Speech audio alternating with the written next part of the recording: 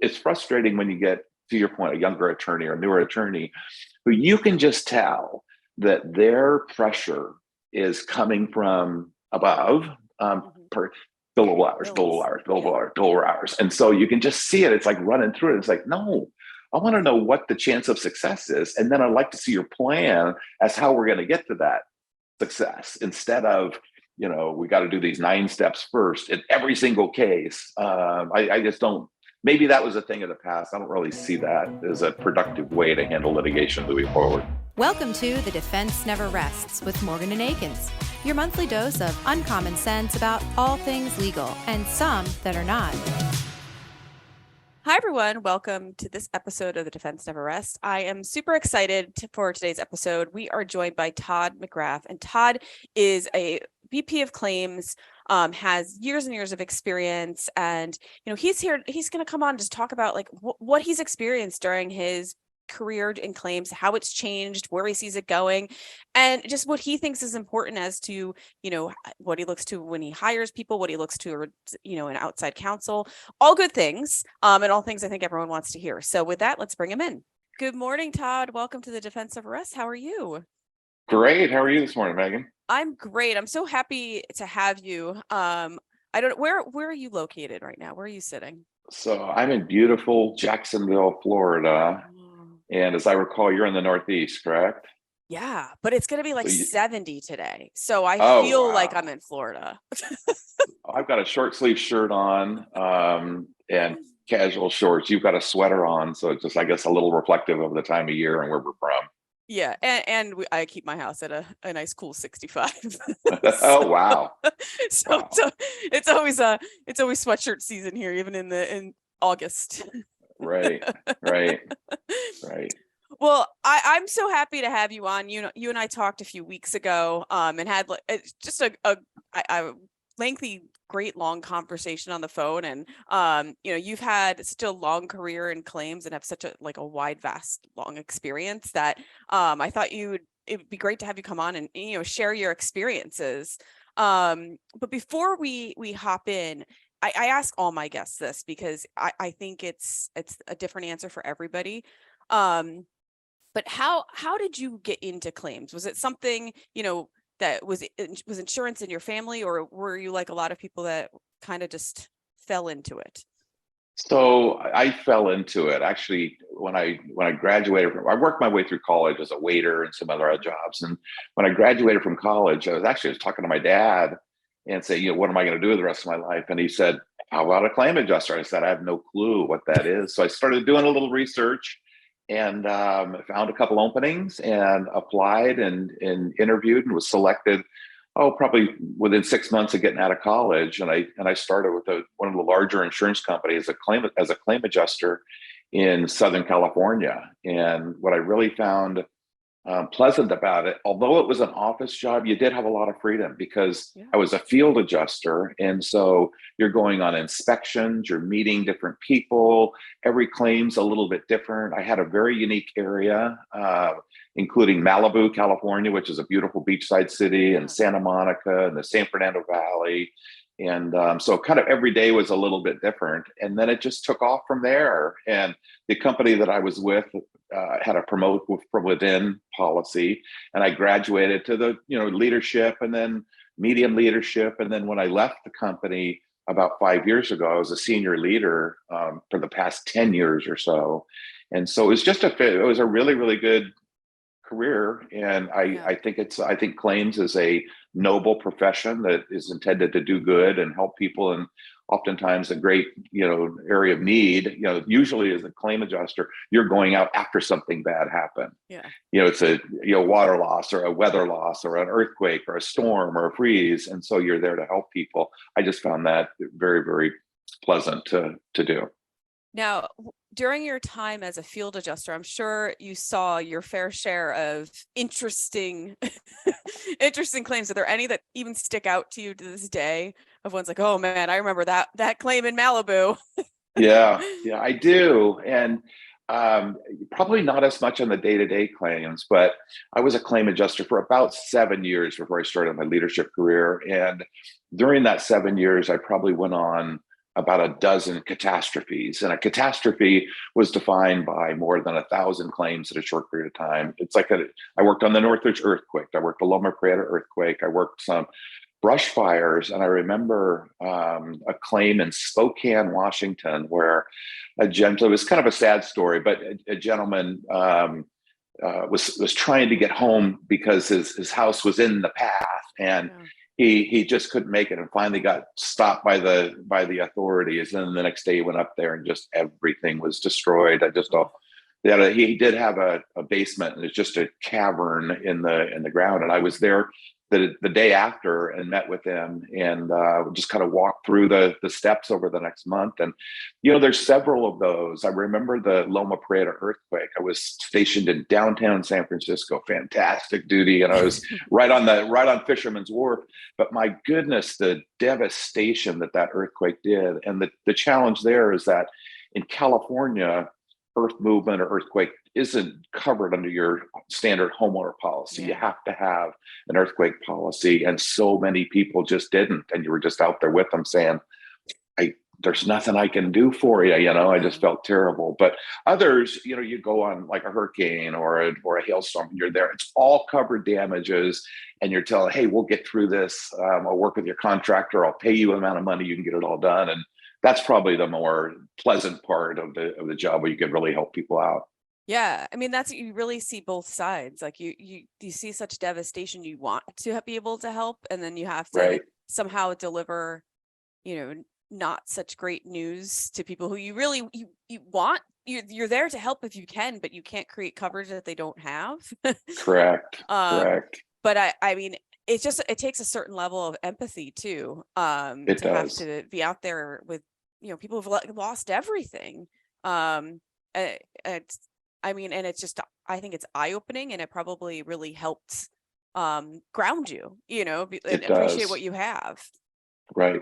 And increase your own coverage. That's correct. And so today I'm a vice president of claims for a medium-sized insurance company. And oftentimes, over the last 10 or 15 years, as I talk to young adjusters coming into the industry, or those that have been here for a bit, I often share, if you don't have feeling for people when you deny a claim, or if you don't have a sense of joy, we could really help someone out, you're probably in the wrong profession, because this really is a people business, and it's all about relationships and how you deal with people. And like I said before, oftentimes, all the time, it's after something bad that happened. They don't just call up a claim adjuster and say, hey, you want to go to lunch today? No, they call up a claim adjuster because my house is flooded because the pipe burst while I was at work today. And so I just tell people, you have to have feeling and caring about other people to be really successful in this business. Yeah, I couldn't agree more. And also, what I realized this, I guess it was like 2 years ago. We had a pipe that broke in our house, so I was on the other side of a claim for once, and that was interesting too for me, because I have an appreciation for what's on that claim adjuster's desk. So I felt like that was a good claimant. but you suddenly put in the shoes like, oh, well, now I know how it feels to be on the other side, and waiting for the answers, and waiting to have someone come out and do the assessment, and seeing the numbers and be like, wait, I'm not so happy with these numbers. And so it is eye-opening to kind of be in a change of perspective, I should say. My mother lives in Southern California, and over the last 4 to 6 weeks, they've had tremendous rain, which they haven't had in a long time, and wind, and her roof was damaged by wind, and she had rain damage, water damage inside, and she's to the point where she doesn't deal with these situations like it's my bailiwick, it's what I do. And so I assisted her in handling that claim. And it was very interesting to your point, be on the other side of it and see some of the challenges. It's, at a couple points, I wanted to tell the adjuster, no, that's not how you handle the situation. But, you need to work your way through it. And we did, and it worked out fine. But it is interesting to be on the other side of a claim. And it teaches you a lot as a claim professional that, wow, that's not the way we're supposed to do it. Or this guy or this young lady did a really, really nice job in this aspect of the claim or whatever. So it is interesting seeing it from both sides. Now, and knowing like, where you started and where you are now, and starting in the field, is that a place that you kind of recommend, you would personally recommend as a good starting point for anyone coming into claims who have like a really good idea of, having your boots on the ground and, seeing the process from the start? So I would, however, the industry, the claims profession has changed tremendously over the last, 2 or 3 decades. And it's not as easy to join a company as a field representative Yeah. because it's evolved. Nowadays, more oftentimes than not, you see consolidation, you see call centers, you see in-office claim handling, and then the technology that's come along. There's a certain percentage of claims that back in my day, you would go out, you'd get in the car, you'd pull your ladder out, you'd climb on the roof, you'd go inside, you'd photograph and take measurements and document, write an estimate. Nowadays, there's all kinds of technology that allow you to, well, what we're doing right now. There's some technology through a huge vendor where I can send you a link and you can click on the link and you can take your iPhone and I can say, okay, Megan, walk into the bathroom. Now put your phone, show me the corner of the bathroom. Okay, now walk back out. I want you to walk across the street and show me a glimpse of your house. And through that, through this technology, we can gain measurements and damage assessment. I can write an estimate over the phone, send you a check, and then you go get a contractor. And if there's a disparity in the contract, or in the estimates, then we can resolve that. Yeah. But being a field adjuster is probably one of my more favorite jobs. I love being an executive now. It's a whole different job. I have a lot of authority and control over what we do. But a field adjuster is just it's really a neat job. You set your own schedule, you set your own pace. Sometimes there's long hours and long days, but today, more oftentimes than not, people either coming out of college or changing professions and coming in as an adjuster, more oftentimes than not, you'll see them be an inside adjuster first. And a lot of, like my company now, we have a small staff of field adjusters, but our primary business model, about 70 or 75% of our claims come to an assigned examiner at our company. And then the field work is farmed out to an independent adjusting company or a third-party administrator. They go out and inspect it. They're usually 1099 employees, and they work for multiple independent adjusting companies. They go out, they produce an estimate photos, they upload it to us, we evaluate it and pay the claim. So it's really evolved. The profession's really, really evolved over the years. Now, and when you mentioned the technology, it made me think about this too. Like, while technology, having these other means of gathering the information, I think is a positive. I do see some negatives to it as well. Like sometimes technology can't replace like having your feet and your eyes and your hands there. So I mean, have you seen throughout your career that and more recently with the increase of tech, like all these tech packages to look at the claims, do you see some negatives to it as well? I do. There is, I being a little bit more old school, I agree with you. There's nothing to replace the human touch. But I also have realized that it's really important today, in today's times, to realize who your customer is. And I'll give you an example. So I just said my mom's claim. My mom, I talk to her every week. Sometimes she struggles opening an email or sending a text or bill pay. And so she needs someone to come out to her house to walk her through and say, here's what's damaged. Someone's going to need to take off that drywall and replace it and then paint it. To contrast that, my son a few years ago had an auto claim, and I forget the carrier. It was another carrier. He didn't want to talk to anybody. He said, send me a text. Give me an address for the body shop. I'll drop off the car. We'll text back and forth. He didn't want to talk to anybody. And so that was his way of saying, that's how I consider exceptional customer service.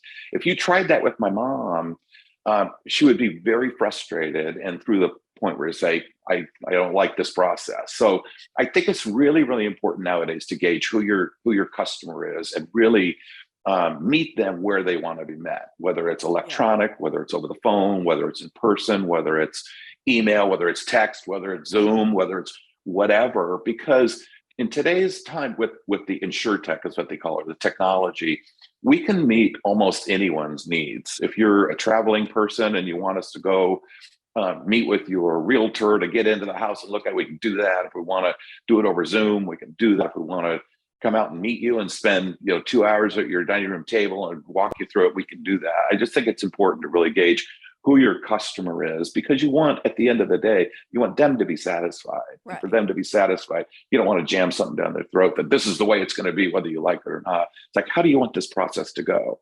Like you said before, we're not going to create coverage where there is no coverage. However, there's ways to talk through some things, and I've done it many a times over my career, where you sit down with someone and you explain to them, oh man, I'm sorry, there's just no coverage. And I'll pull out the contract and say, see this clause right here, it just prevents me from paying anything. And many times they'll say, hey, I really appreciate your time. Thank you for coming out and explaining it to me. It's just, again, it's important to judge your customer who you're dealing with. Yeah. And to that point too, there are you have to meet your customer so they become a repeat customer. So if you're only doing it one way, they're going to leave for, take their business elsewhere to find another company that's going to meet their needs. So you have to be multifaceted with how you serve your customers. I do. When I talk with some of our claims folks, I say there's plenty of reasons for insurers to leave a company. There's all kinds of marketing techniques and pricing things. People will, they'll see an ad, they'll get a mailer, and they'll call up this company, and they'll save $100 on their homeowner policy. So I'm going to go there. That's fine. There's some of that's outside of our control, but we should never leave someone with such a bad claim experience that's the reason they're leaving your company. That's when we've truly failed. Yeah. Even if you can't provide coverage, or you can't pay as much as they think they're entitled to, you can still make it a pleasurable experience. So if someone's leaving our company because of a claim experience, we failed miserably. Yeah.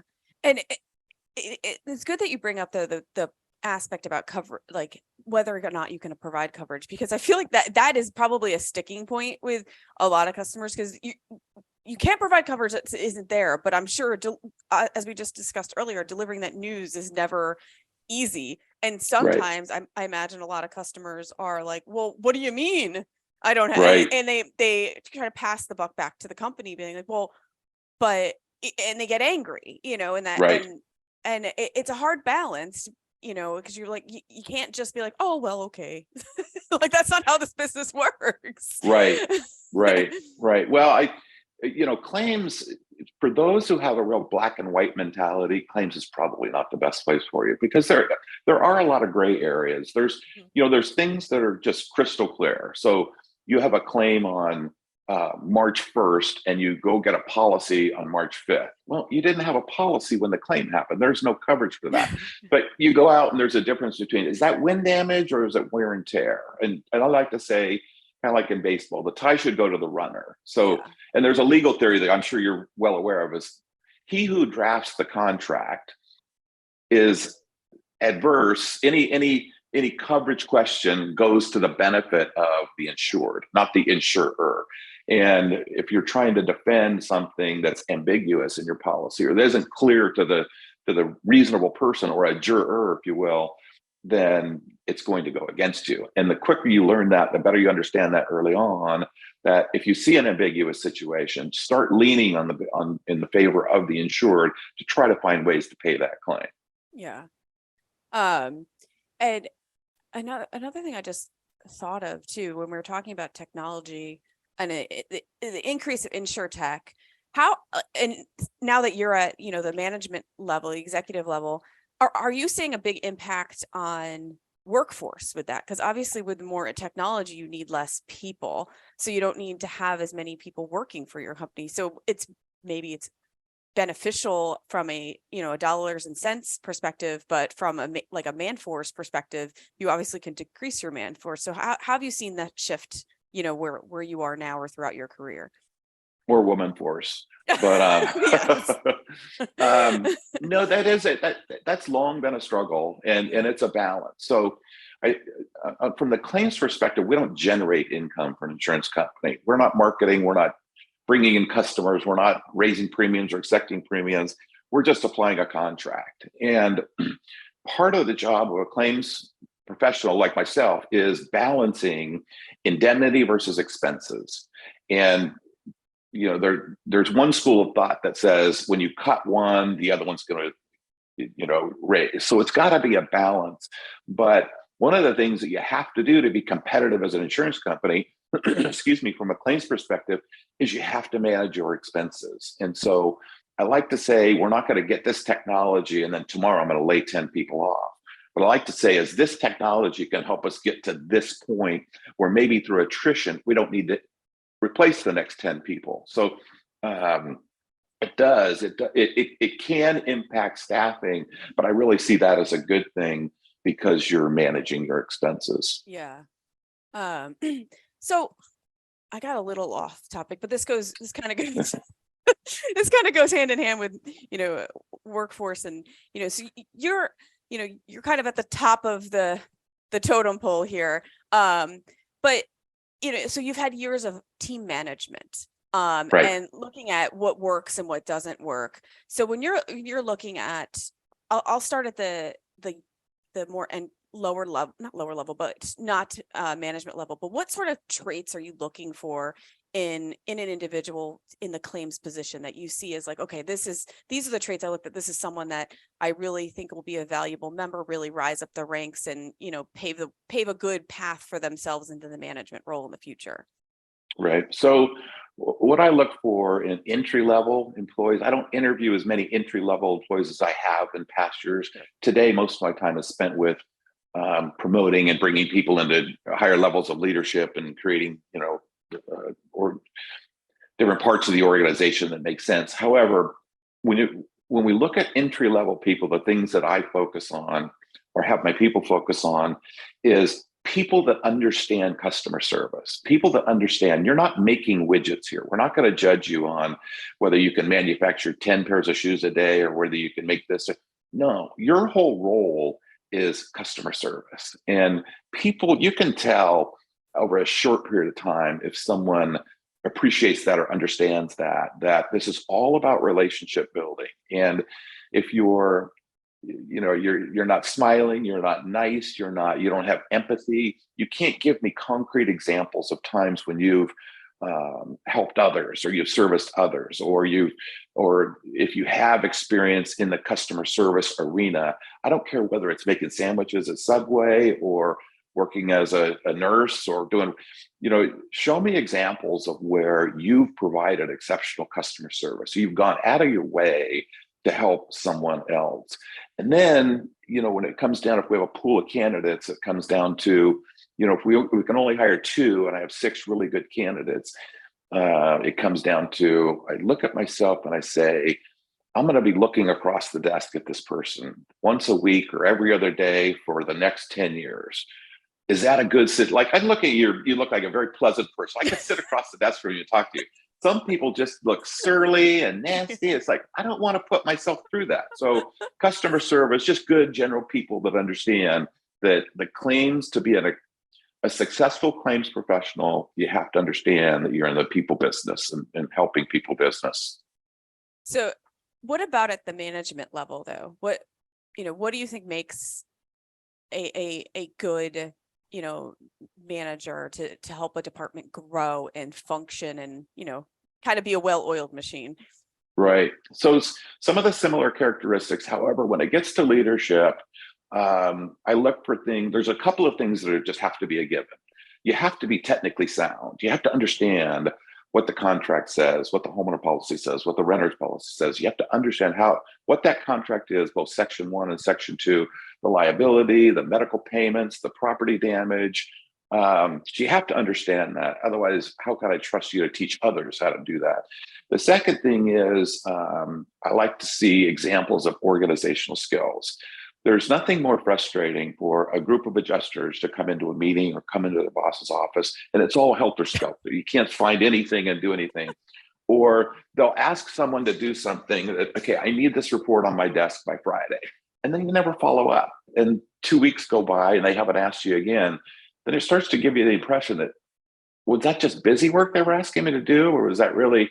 So organizational skills, people skills, technical skills, and just a genuine interest in what they're doing. If they're here because, look, I'm only going to work 8 hours and that's it, I'm gone, that's not really what you're looking for in a leader. A leader really needs to be there for their people, and positive, and just something pleasant to work with.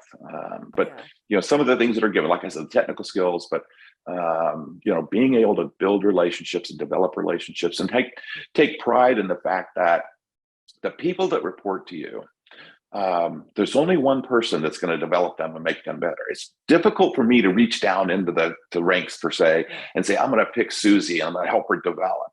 It's hard to do that. I have a staff of managers and an assistant vice president that I deal directly with day in and day out.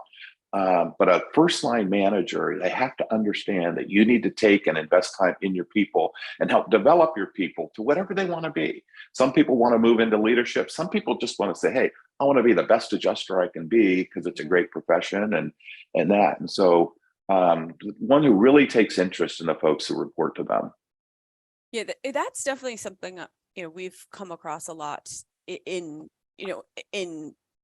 at my firm and at firms I've seen that, in my career, I've seen a lot of attorneys try to get pushed into a place that maybe they shouldn't be in. Like, some attorneys are the ones who come in, put their head down, they bill their hours, and that's their job. There's others that excel at marketing, and and it's similar, like an idea of like, what, don't push someone to be in a role that right. isn't a natural role, or they don't want to be in. People are better off doing what they feel most comfortable and what they're good at. Not to say that you can't push people outside their comfort zone, of course, but sure. if you have someone who likes, say, to sit in a room and write appellate briefs, don't make them go out to marketing lunch. Exactly. They probably don't want to do that. I've seen that multiple times over the years, especially with attorneys, with law firms. I've dealt with law firms for years and years and years. And you'll see someone who maybe is really, really good at research and writing. They can write briefs and letters and this and that. And the firm, for some reason, tries to cram them into a trial attorney role where they go into a deposition and they're fumbling and they're nervous and they're others who are phenomenal in front of a jury or great in a deposition, or sometimes we have fraudulent claims, unfortunately, and you have an attorney really grind and get into the details of it. But maybe they're not the best at research or writing a brief or writing a report or whatever. And so it's the same probably in many, many fields. You got to look at what the strengths of that person are, what their desires are, then help them get there. Or on the other side, help them understand that is not really going to help. You're not going to make it there. I just don't see you as that stellar trial attorney someday. So why don't we focus you somewhere else that you can be more successful? Yeah, you really have to have an idea of people's individual strengths. And I think it is on a management level to recognize that. And again, not that you can't challenge people to kind of push outside their comfort zone a little bit, but forcing someone to do something that just isn't in their skill set, it's probably not going to end out in a well. Right. So, I mean, there's nothing wrong with asking them. You can ask someone, what are your desires? What do you want to be when you grow up? What do you want to do? Where do you see yourself going?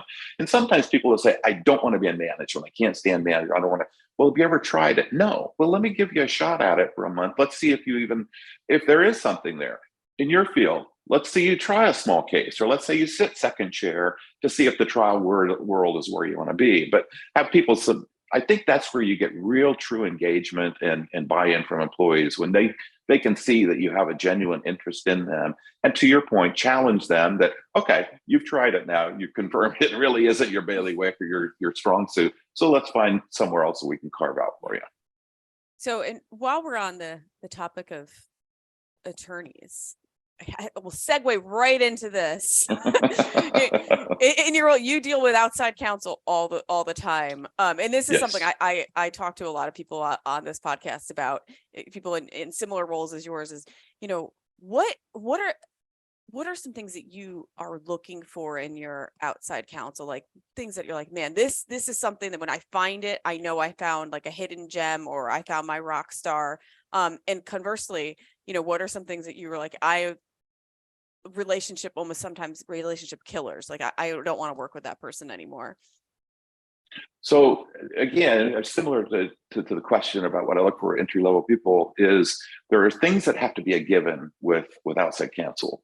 Today, and for the last, I don't know, several years, I deal with defense counsel on first-party bad faith litigation. That's just, we also have third-party liability, but first-party bad faith is where the most exposure is. And so I look for attorneys who have experience in that area and have the unique ability to, when we send them a claim file because we've been sued for breach of contract and bad faith and punitive damages, to tear that file apart and very objectively, honestly, give me the good, bad, and ugly. If I have an attorney, and I've seen this over the years, but you have an attorney who says, "Oh, you guys are perfect. Everything's great. You know, we're gonna crush these guys." And then at the 11th hour on the courtroom steps, they say, "Ooh, you better pony up a couple $100,000 to settle this thing." Well, heck, you've been telling me all along we're fantastic. I'd rather know right at the beginning, here's the problems that you have with this file. There's delay, or you made a bad coverage decision, or you did this, or you did that. So they have to be able to look me in the eye and tell me. The second thing another thing that I really value and that I think is a distinguisher between really good attorneys and middle of the road attorneys are those that can write, that can concisely write a evaluation, a report. You know, that first report that I get from our attorneys, usually, I don't know, 3, 4, 5, 6, 8, 10 pages to really break down the file, to apply the case law. You know, we do business in 48 states, and I don't know all the laws in West Virginia or in Idaho, or I live in Florida. I know a lot of those. I'm from California. I know a lot of those. But someone to pick that apart and say, "Oh, here's something special in West Virginia that you've probably never seen before. So this is what we're going to face. And you're going to need an expert in this area to testify at the time of trial," whatever. So a real comprehensive, experienced attorney. I'm not a real fan, maybe I was years ago, of bringing on newer attorneys and letting them test out their bad faith skills on us. I don't need to do that anymore. I'm in a place where we can afford and we can use the best of the best to do our work. One thing I actually am curious about, because when you mentioned the case law, because this is just something that I personally have with reporting, I do not like putting like run-of-the-mill mundane case law in reports. I'm like, we don't need to be defining negligence. Like, we don't. Couldn't agree more. But sometimes I'm like, I don't think people want to see that, and I always push back. I'm like, we only want to talk about the case law if it's very specific to this case, or there's some defining point in this case that we want to mention it, that it's very applicable to what's going on in our case. Otherwise, I'm like, we don't need to be defining negligence or putting out the elements of this particular thing here. I mean, they know that's just like space filler. That's just like filling up a paragraph of a report that we could just say, this is a negligence matter. And it sticks out like a sore thumb. If I'm looking at a report that is 12 pages long and I got the point in a page and a half, I have no problem picking up the phone and call the attorney and say, first of all, what are you doing? I mean, is this for silly billable hours, or why are you doing this? You probably cut and paste from some, clerk or something that you have. No, cut to the chase. I'll give you an example. We had a claim many years ago in Florida. It was up in the panhandle of Florida, where we insured a boat. It was, I want to say, about a 40-foot nice, liner boat. And it was in a marina. And due to some negligence on the part of the insured, their boat caught fire and burned the marina down.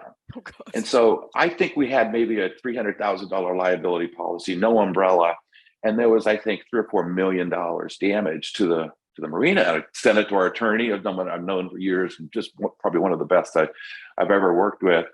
I said, how are we going to get out of this mess? Well, he did some research, and son of a gun, there's maritime law that applies to that limits the amount of damage that you can recover to the value of your boat. And it goes way back into the shipping days where shipliner, you probably know what I'm talking about, shipliners would come across, and if they'd run into someone, or the only damages you could get was the value of their boat and the merchandise that was on the boat. And so we were able to get out of that case for within policy limits. But that's where I like someone who's creative and can think outside the box and say, let me explain to you what the theory of negligence is. I don't need that. I got that. I understand that. Heck, I've never handled a maritime law. So yeah, load me up with that. Yeah. attorneys who are willing and able to look at a case and look at, a whole bunch of different options, not just, let's get a bunch of interrogatories, requests for admissions, depositions, experts, and then we'll tell you what to do. No, no, no, no, no, no, no. Give me an idea right now. Do we have a high degree of success? If it's a 50-50 case, I'm going to settle it. I'm going to be settling it all day, every day. If you're saying, wow, you guys did everything right, you made the right coverage decision, you're in a decent venue, we're going to have a decent jury pool, you have the right experts, okay, I'll run with that all day long. But I'd like to know that right away. And the good attorneys who are experienced in doing this, they can look at one, and within a week or so, they can pretty much give you, the good, bad, and ugly, like I said before.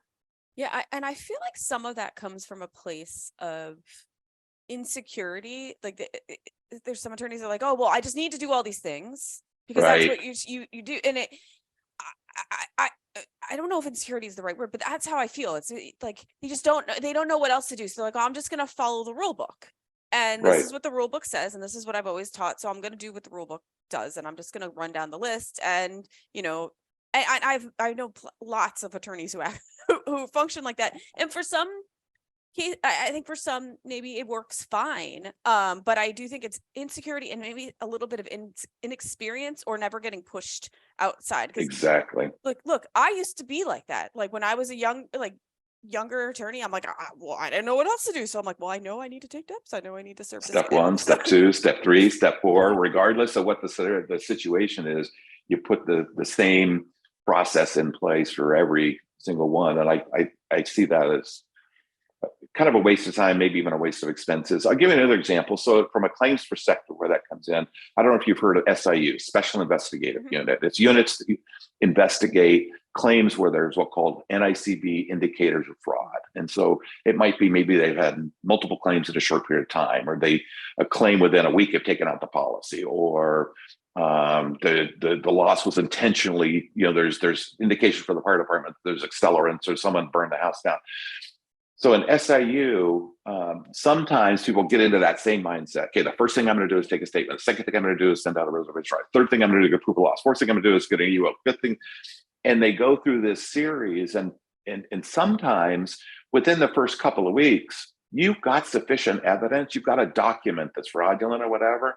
You can make a decision at that point in time without going through the 19 steps and the 6 months of putting a person through this long process.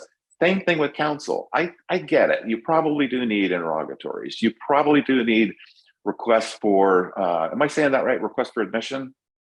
Well, yeah, there's requests for admissions and requests for documents, both served. Okay. And you probably need, some depositions, but maybe not in every case. Maybe there's some cases where, look, we can cut to the chase and we can file a motion to dismiss or demur or whatever, or motion for summary judgment based on the legalities of the coverage in it. And maybe we don't need to go through all those steps. And it's frustrating when you get, to your point, a younger attorney or newer attorney who you can just tell that their pressure is coming from above, billable hours. And so you can just see it. It's like running through it. It's like, no, I want to know what the chance of success is. And then I'd like to see your plan as how we're going to get to that success, instead of, we got to do these 9 steps first in every single case. I just don't, maybe that was a thing of the past. I don't really see that as a productive way to handle litigation moving forward. No, for me, it took me working under someone who asked why I was doing all these things. And I remember being really annoyed. I'm like, why is bother? Like, I did the work. I'm doing all the right. But they're like, no, but why do you need this step? Why? What is it going to get you? Right. And I'm like, I don't know. Let's see. Well, no, that's not good enough. Like, we're not just doing it to see what's happened. Like, what's your goal and what's your end goal? If this is your end goal, is this step going to get you to the end goal? If it's not, maybe you don't need the depth to get to your end goal. And at first it's a little uncomfortable because then you come from a place of fear too. Cause you're like, well, but what if I don't take the depth? And then later down the road, someone says, well, why didn't you do that?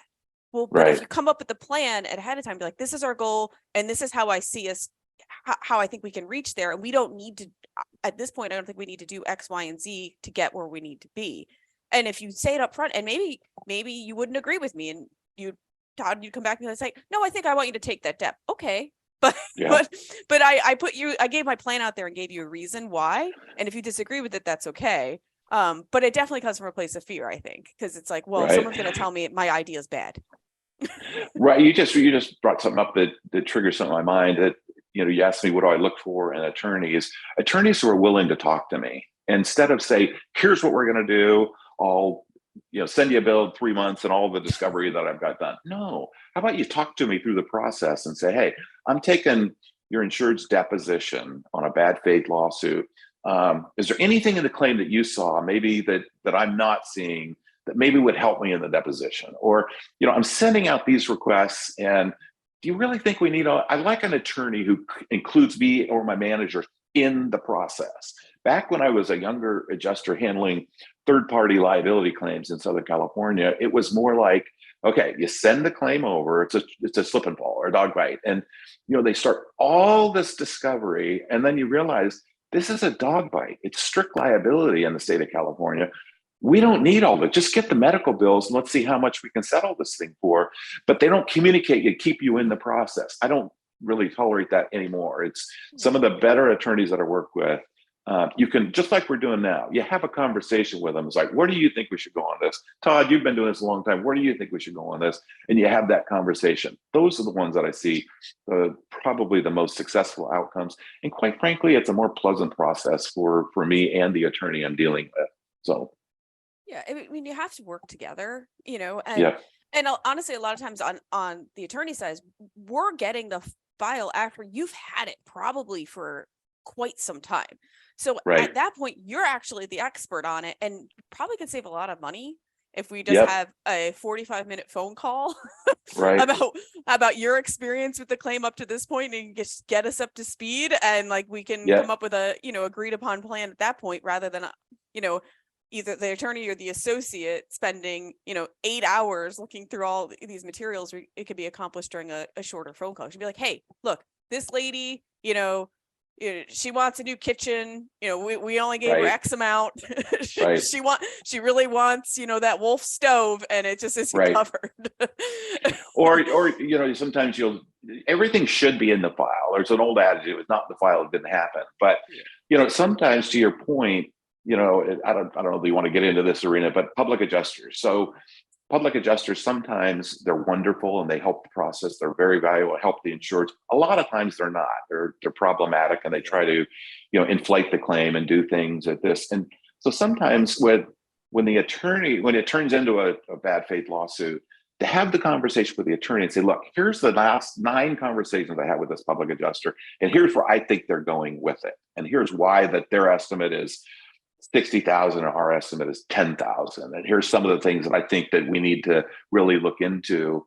And I think that conversation, or the conversation with the insured, like I've been dealing with this insured, and she told me right from the get-go, she wants a new kitchen. And even though the cabinets aren't damaged, it's just a little water damage to the floor, she said she's not stopping unless she gets a new kitchen. So that's what we're dealing with. And then we can target the discovery around that and how we get to the bottom line of that. Yeah, like there are certain things that are part of a file that aren't part of the file, and Right. you can only learn through a conversation. So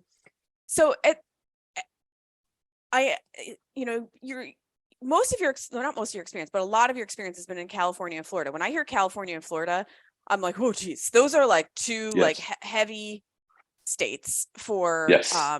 tough litigation Yes. states. But in your experience, what other venues stand out to you as the ones that you're like kind of like similar to, Florida and California? So you hit it, California and Florida. It's funny. I talk to my boss from time to time and say, why do we write business in Florida? I mean, there's going to be hurricanes every single summer. The legislature up until recently hasn't been willing to support insurance companies. Now we have a governor who's done some, in my opinion, phenomenal things in tort reform and attorney fee provisions and, assignment of benefits and certain things like that, which are huge. But, the Northeast isn't a real picnic either. It's, we've had a few contentious issues in New York and New Jersey. that, if I mean, you know better than I do, but venue is almost everything.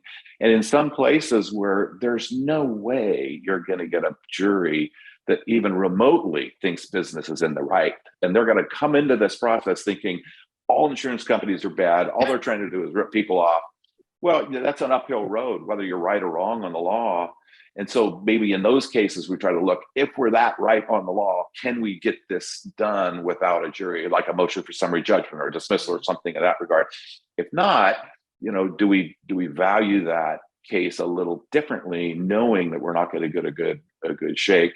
But Texas, some parts of Texas are very favorable. Some areas of Texas are not as favorable. I found mostly the Midwest is, generally speaking, pretty fair and pretty, even-handed across the board. Depending, sometimes when you get into some of the bigger cities, maybe not so much, but it's hard to top California and Florida for litigious and challenging areas for claim handlers.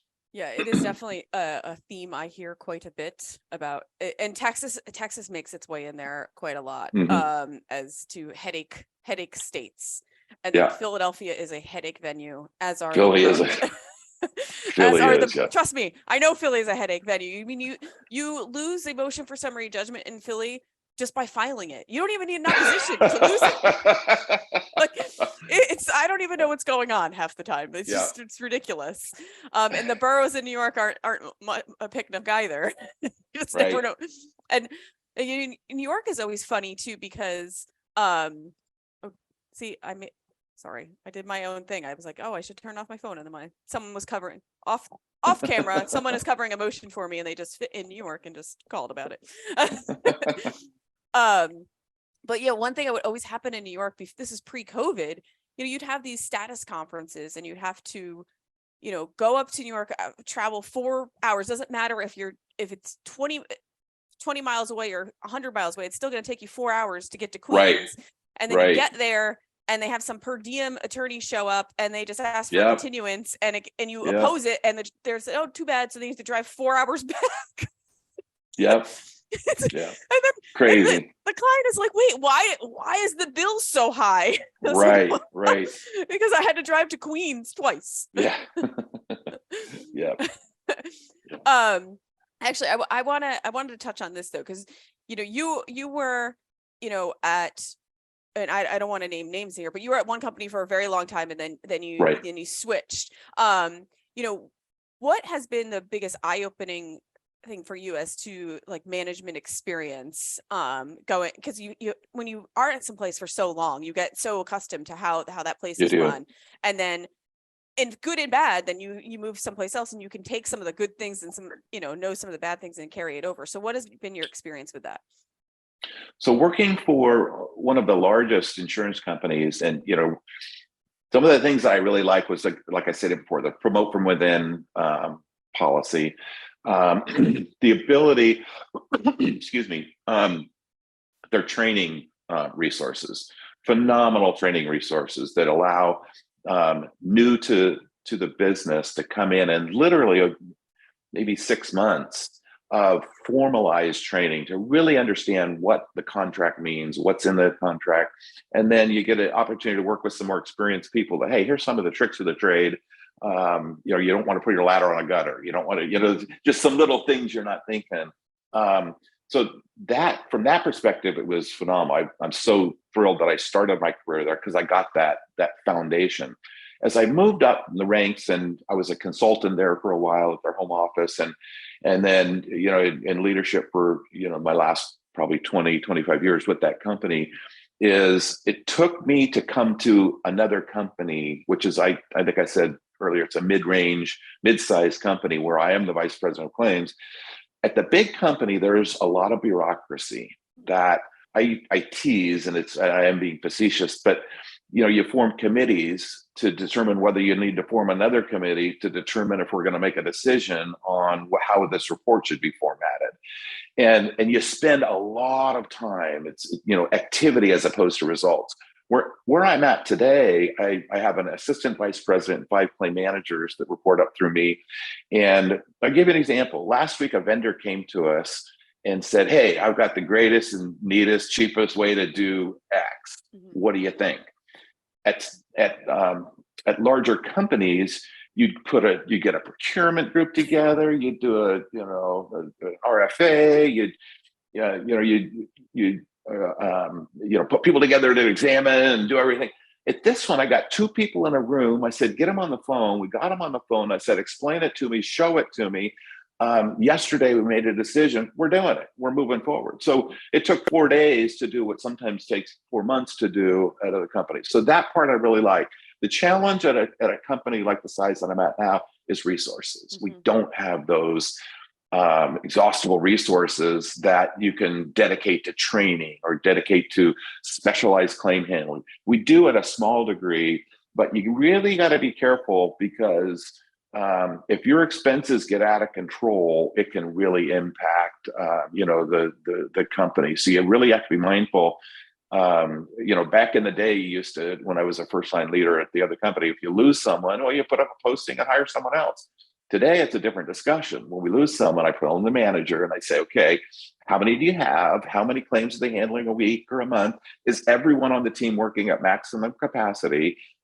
Do we have the ability to do it with 5 people where you had to do a 6 before?" And they got to go through that entire exhausting exercise. And sometimes it's frustrating. But at the end of that, they convince me, "Yes, we need to replace that person." Or I convince them that, "Hey, it's not like this is a position that if you don't replace it today, I'm never going to let you replace it. We can reevaluate it in 6 months, but we really do need to go through that exercise because expenses are just so incredibly important to a successful company."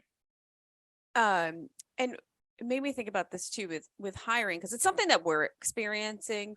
It's really hard to find people. Are you having that struggle as well? So yes, and we've had that struggle for some time. COVID threw a whole wrench into everything, but we've been forced to go to more of a virtual business model where we hire people who aren't necessarily in our brick and mortar buildings. And yes, it's been hard to find experienced people because at the larger company, I could take someone right out of college and put them into a training unit. Here, I need to plug and play within a week. I mean, they need to be productive in handling claims. So you need to find experienced people. And part of it's the interview process, part of it's the recruiting process. Some people interview really well and tell you stuff that they make it sound good, but when you dig down, and there's ways to ask questions, you're like, "Give me specific examples of when you handled a non-weather water claim in Miami, Florida, and what was the result of that?" And so it's important to do that. But we've gone through patches, I would say, in the last 24 months, where it's been very challenging to find qualified people.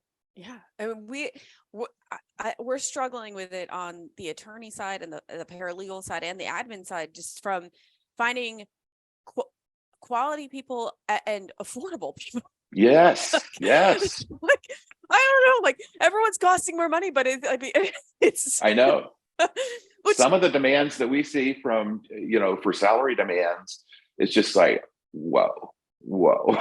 And they're saying, if you don't give it to me, someone else will. And I don't know whether that's true or not, but it's been very challenging and eye-opening to see the salary demands coming out of the newer folks. Yeah. And part of me's like, way to go. Know your worth, Right. You got to ask for it. You want to cheer for them, but at the same time, you're like, but you're a third-year associate, so you're not going to be that profitable. Yeah, exactly. So we really cannot pay you. Like, we are not a giant firm. Like, we really can't. Right. That's you got to go to somewhere else if you want those sorts of dollars. Yep. Well, Todd, we're just about out of time, but I didn't want to let you go without asking you this, because I ask everyone this. If you were to go back, knowing what you know now, and go back to your younger self, what advice would you give yourself? I would say enjoy enjoy the ride at every step of the way. It's like with parenting. When you first get married, if you start having kids, you maybe miss a little piece. When my wife and I got married, we took a couple of 2-3 years, and we traveled, went to Hawaii, went to Europe. And then when you start having kids, it's a different experience, and you got to enjoy that experience. And now that my kids are out of the house and they're all working and independent and this and that, I enjoy that phase. And so I think early on in my career, I didn't step back, and I could have enjoyed each phase a little bit better and appreciated what I had a little bit more early on. And, that's probably easy said, because, as you get older, it's easy to look back and say, I should have done this, I should have done that. But when you're in the moment, when you're, 22 years old or 23 years old, you're in the moment of that, there are things that you can really step back and appreciate what you have and how you got it. And, the family aspect that you have, and the job that you have, and the ability. So I don't know, that might be a little corny, but I would say just enjoy it each stage along the way. I think that's great advice, because I find myself thinking that too, like, oh, I just wish when the kids were little, I would have, exactly, been like, whatever, been more patient, or I wish when I was 20, I would have gone out more, like right. So I think that's really good advice, because, you have to, if you don't enjoy the moment you're in right now, whether it be professionally or personally, and I think you're always going to have a little bit of regret. Like, you're always not going to be able to do it all, but you have to at least take a day for what it is. So I think it's corny, but I like it. It's all right. The corny's okay. Okay. Well, Todd, thank you so much for taking the time out and chatting with me today. I really appreciate it. I know everyone's so busy, so I appreciate everyone who comes on and takes an hour out of their day to pre-record it and chat. get yeah. these burning Well, no, questions. this has been great. I've really enjoyed it, and I hope our meeting is not a one and done, and we can stay connected on LinkedIn and other places. But this has been very pleasurable. Thank you so much. Well, thank you. And for everyone listening, if you like what you hear, please like and subscribe to The Defense Never Rests at Apple Podcasts. And you can also find us at YouTube at TDNR Podcasts.